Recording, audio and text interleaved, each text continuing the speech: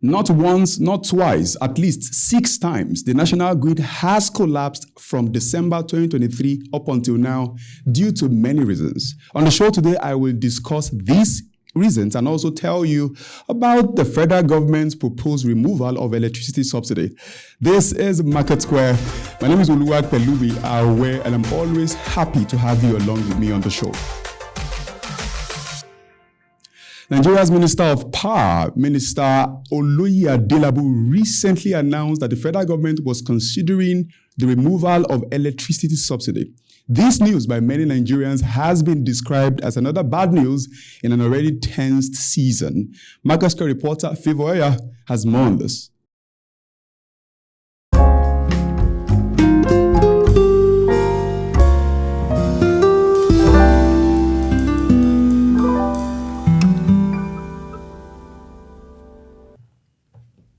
Speaking on why the federal government cannot keep subsidizing electricity, the Minister of Power, Chief Adebayo Adelabu, said that while a budget of 450 billion naira was provided for 2024, 3.9 trillion would be actually needed. He proposed that the only viable solutions are a cash-backed federal government guaranteed subsidy or a cost-reflective commercial tariff. Additionally, he mentioned gearbox automation, capacity expansion, and the value transformation as ways to raise money for investments. The minister also proposed looking into alternative electricity sources to ease the strain on the national grid.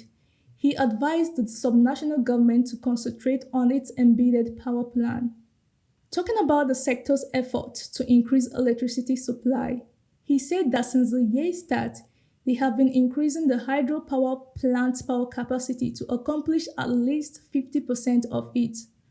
Also, efforts are being made to revive 20 megawatt wind solar hybrid power facilities and 20 abandoned small and medium-sized hydropower projects to sustain electricity. Also, he mentioned how the Finance Ministry would work with them to find a solution to the problems related to gas supply. This is to pay off the used debt that they own the GESCOs and the GASCOs, either in cash or by providing a guarantee for debt repayment. He said that since gas is currently bought in dollars, the daily increase in the value of dollar makes it more expensive to buy. He proposed setting the price of gas in naira at the very least to prevent price swings. Regarding the repair of the evacuation lines, he said that 10 transformers have been brought and put into service and that the commencement of PPI would bring the nation's power output to 8,000 megawatt minimum. He discussed finishing the hundreds of TCN's unfinished projects. He disclosed that the majority of these abandoned initiatives had political backing and were up to 23 years old. He also advocated for expanding intervention projects that are sponsored by loans from World Bank, Development Bank, and other institutions. To attract this cost investment, he demanded that the federal government steps in and distribute power cables and electricity poles in underprivileged regions. He expressed dissatisfaction with the power meter system, stressing its impact on bill collections and bills. He recommended that these costs be organized and along the state lines so they can realize their gains. In closing, he told Nigerians that the Ministry of Power is capable of handling the situation since they have been working hard and would not give up, adding that the federal government cannot handle it on its own. They need the cooperation of both the state and the private sector. Electricity subsidy is simply when the government pays a subsidy to reduce the cost of electricity to consumers. This means the actual cost of generating and distributing electricity is higher than what Nigerians pay on their bills.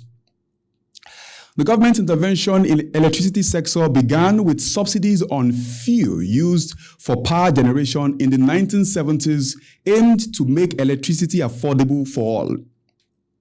Precisely in 1977, the Price Control Act on fuel subsidies, including for electricity generation, was formalized. Later in 2005, the electric power sector reform aimed to privatize the electricity industry and reduce electricity prices reflecting the true cost of electricity. 5 months later, that is in 2010, the Nigerian Bulk Electricity Trading PLC, NBET, was established to facilitate electricity trading between generators and distributors. Between 2013 to 2014, the privatization of the generation and distribution companies was completed, with the federal government retaining ownership of a transmission company. Despite privatization, the cost-reflective tariffs plans haven't been fully implemented due to various reasons. This led to the continued government subsidies to bridge the gap between actual cost and allowed tariffs with the aim of making electricity affordable. The government is considering options for reforming the subsidy system with potential increases in tariffs and targeted support for vulnerable groups. Debates continue about the effectiveness and sustainability of subsidies, with concerns about their impact on the sector's development and efficient use of resources. Mr. David Komolafe, who is a renewable energy and security systems engineer, has joined me on the show today to discuss these issues and even delve deeper into what concerns the electricity sector and which way we should go. Welcome, Mr. David. Welcome, Mr. David Komolafe, to the show. Yeah, thank you very much. Okay, let's start with, there's a lot to talk about today, but I'd like for us to start from the point where there was a news that the national grid collapsed 6 times, not less than 6 times from December 2023 up until now. And many Nigerians are asking, why this consistent fall? Can you give us an understanding of that? Okay, the truth is, if we are very intentional, I mean, the government, the people, and the sectors in charge of our power, we won't be having this grid collapse now and then. There's an aggregate amount of power we need for the country. I mean, we can get a rough estimate of, okay, say we need these megawatts of electricity. Now, when there is no adequate generation and there is also increase in demand for these stuffs, there is going to be some kind of, power mismanagement, which might cause collapse of these stuffs. It's just like you're using your generator and you power so much stuff more than the capacity of that generator. There's definitely going to be an issue with the generator. So this is also the same thing. From 2017 to 2023, at least, the national grid has collapsed about 46 times, according to the Africa Business Insider. Now, grid collapsed due to the lack of intentionality of the power sector. There should be a constant check. There should be a follow-up. There should be sustainability control and adequate maintenance for this stuff. So that is just one of the major reasons for grid collapse. There's a shortfall somewhere, and it's difficult for them to trace and follow up. Then they collapse. Wow. Well, some would argue that when the business belongs to the government in this geographical space, Nigeria, you would expect that it may not work as much as it should work. But when it was privatized, that sector was privatized in 2014, and you would expect that such a thing would happen as frequently as has happened over the years. I mean, from December till February, it has collapsed over 6 times.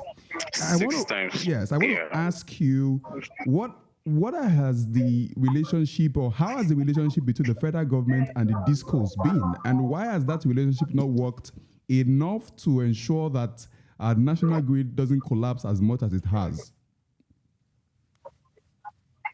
Okay, the function of the government is not to be the sole provider of, they should not be the power hem. they are not the one to generate, transmit, and distribute. When they said you privatized this, government is still holding the lion's share. I mean, they are still in control of power sector. So it is not yet privatized, so to say. The DISCO, the Ikeja Electricity Distribution Company, the IBDC and co, these things are still under government. It's just like they now bring people to have a share of what's it called, of a section of these stuffs. 80% of our electricity is gas driven, actually. So when you say you privatize this thing and there is 100% control on how to get the gas, so there's no so much privatization, so to say.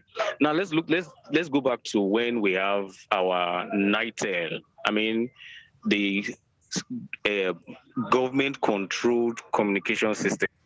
When we have when we have the likes of MTN, Glow, Airtel having their own individual, they don't really have so much to do with the government. What government is only doing is to make regulations.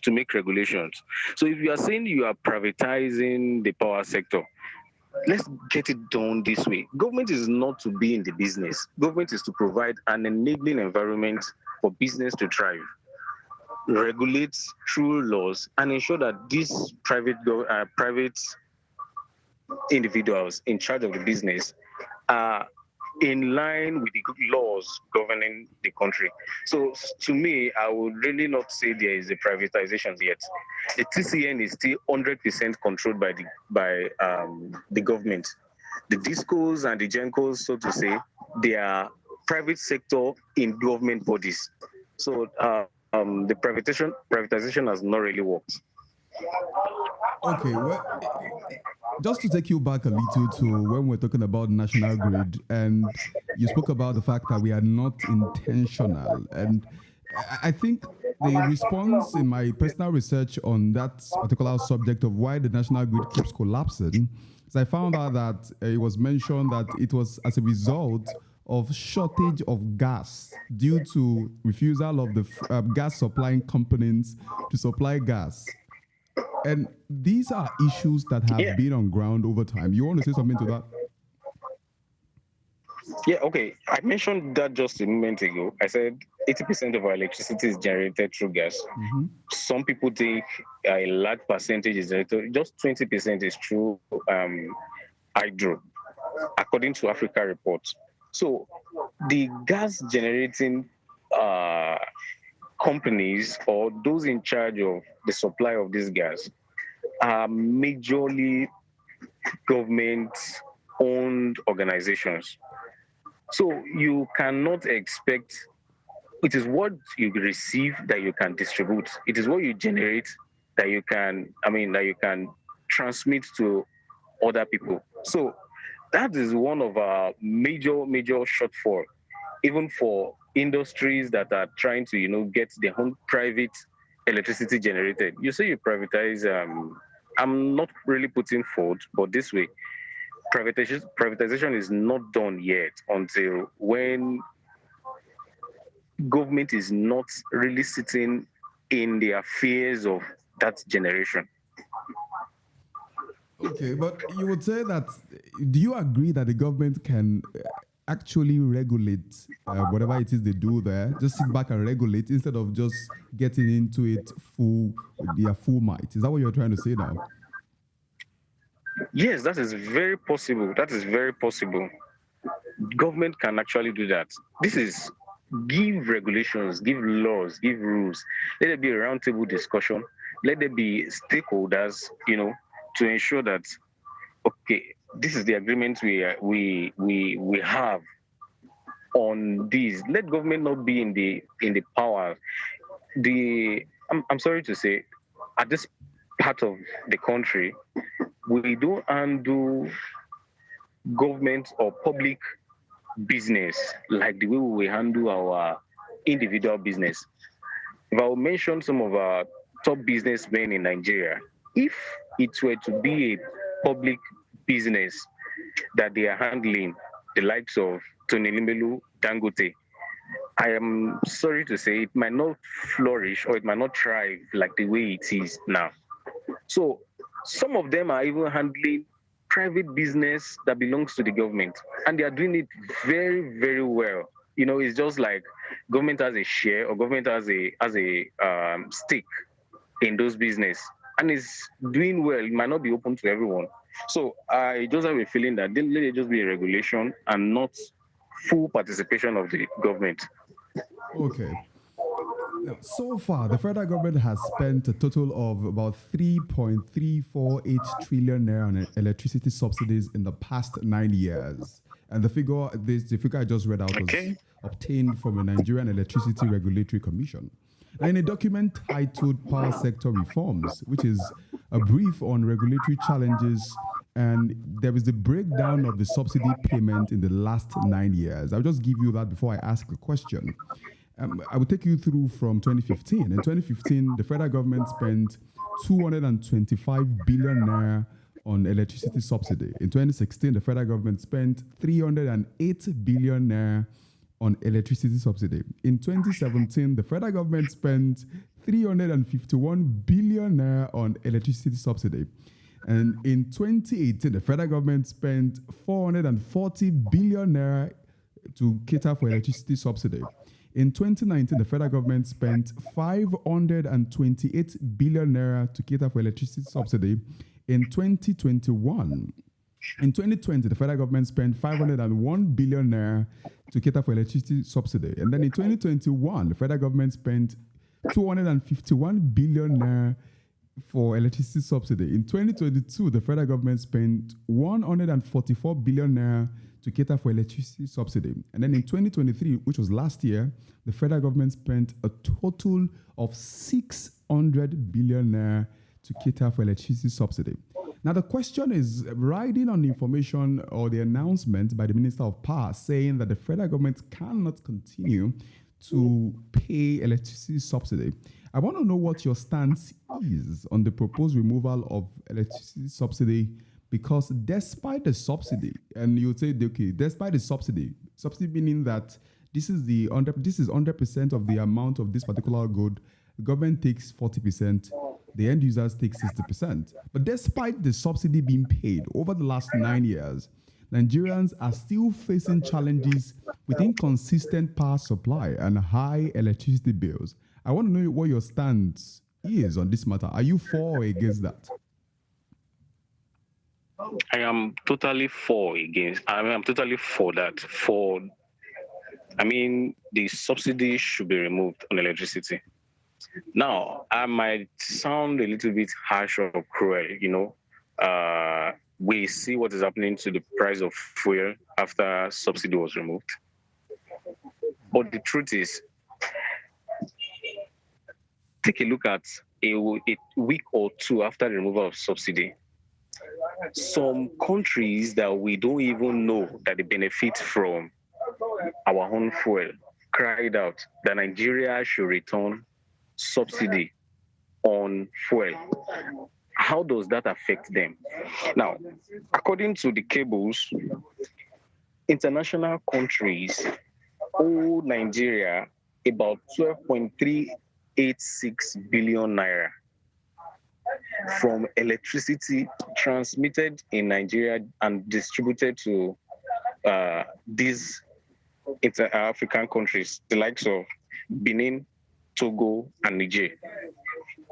Nigeria electricity is the major source of electricity in Niger, Benin Republic, and Togo.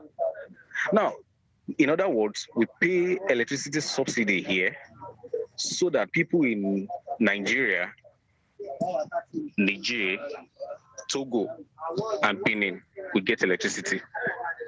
So what happens if that money is paid and everybody is truthful, let me say, they pay their own tariff and the government is accountable for the money paid, and the money is rolled back into the business, improved, expand, and grow the business. I think that would have been very, very okay.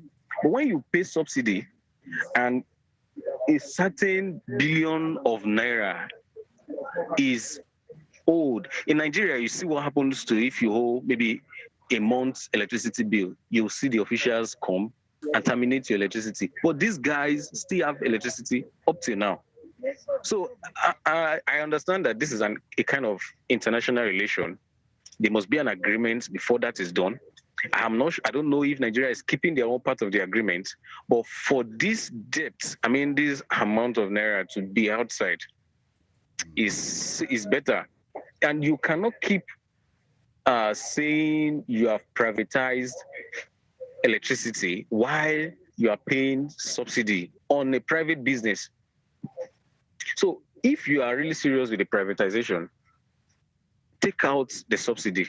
Now let those private companies who are in charge of electricity distribution and all, let them show that they are capable of doing this. Generate, if possible. We have many other sources of electricity apart from the the national grid, gas generated and hydro generated electricity. Let them generate the electricity and distribute out of the federal government's purse. So I'm really in support of the fact that the subsidy should be removed. My discussion with Mr. David Komolafe did not end with 3 questions. I asked him more questions. We delved deeper into the energy sector and what Nigeria can do going forward. Now, to see the full video of that interview with Mr. David Komolafe, check the description of this particular video. You will see the link there to see everything and also enjoy it. Do want to put your comments there. I want to say it as well. Now to the numbers. The Nigerian naira seems to have fallen further from the last time on the show. Let's see what is happening in the stock exchange market and also what naira exchanges for today.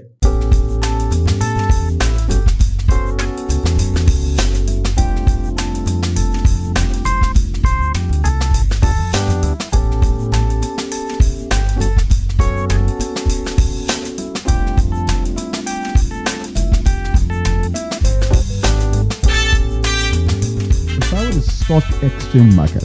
In the NGX market, the all-share index yesterday, the 21st of February 2024, closed with a 0.30% increase, with the top line at 101,362.3, with a market capitalization of 51 billion naira.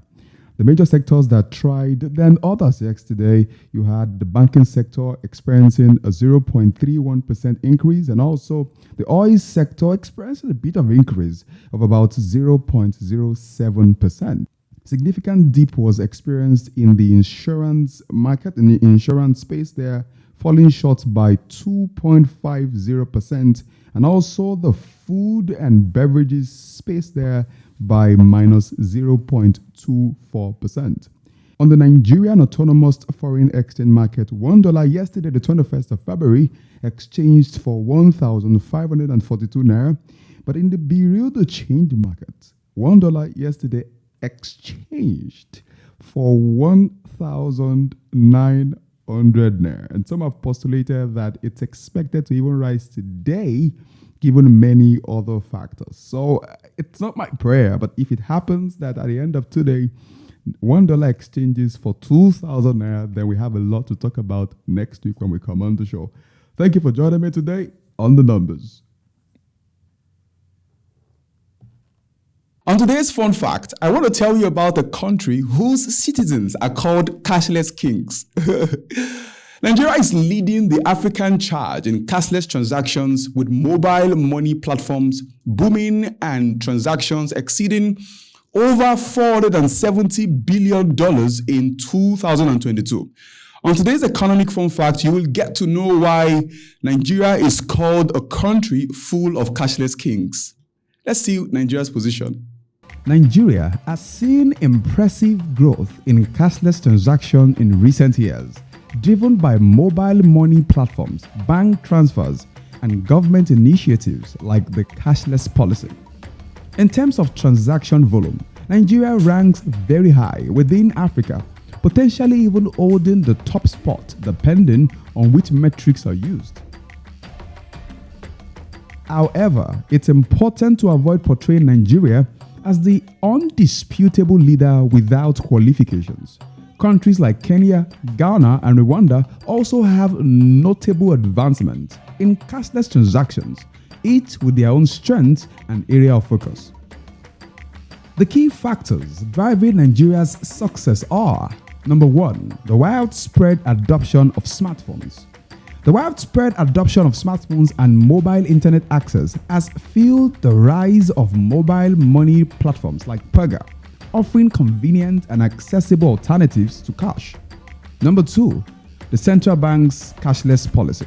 The Central Bank of Nigeria's cashless policy, introduced in 2012, has incentivized cashless transactions through charges on cash withdrawals above certain limits.